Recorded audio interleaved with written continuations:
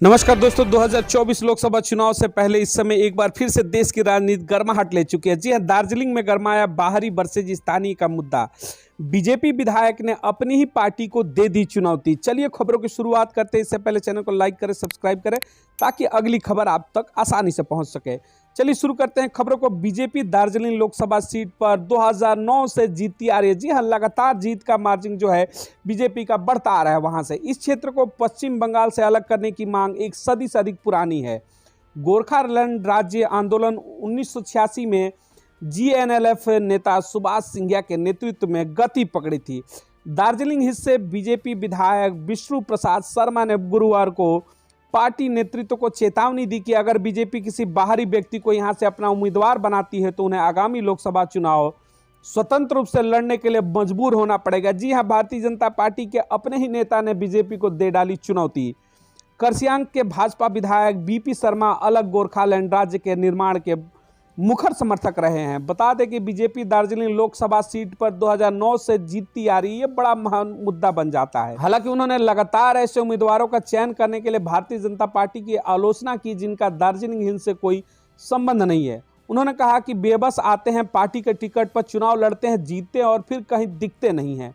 इस मामले पर अपना नजरिया जाहिर करते हुए विष्णु प्रसाद शर्मा ने कहा, इस बार हम एक अच्छा उम्मीदवार चाहते हैं, दार्जिलिंग हिल्स का बेटा हो। जी हां, उनकी अपनी पसंद भी है कि वो किसे चुनाव लड़ाना चाहते हैं। स्थानीय मूल के व्यक्ति को टिकट देने की कर डाली उन्होंने मांग। उन्होंने पार्टी से स्थानीय मूल के उम्मीदवारों को टिकट देने का आग्रह किया और चेतावनी दी, यदि मांग पूरी नहीं होती है तो मैं अपनी पार्टी के आधिकारिक उम्मीदवार के खिलाफ स्वतंत्र उम्मीदवार के रूप में चुनाव लड़ूंगा। मुझे दार्जिलिंग हिल्स की जनता की आकांक्षाओं का सम्मान करना होगा। शर्मा की टिप्पणी के जवाब में पश्चिम बंगाल भाजपा के प्रवक्ता समीक भट्टाचार्य ने कहा कि पार्टी स्थिति पर नजर रखी है और उचित समय पर निर्णय लेगी।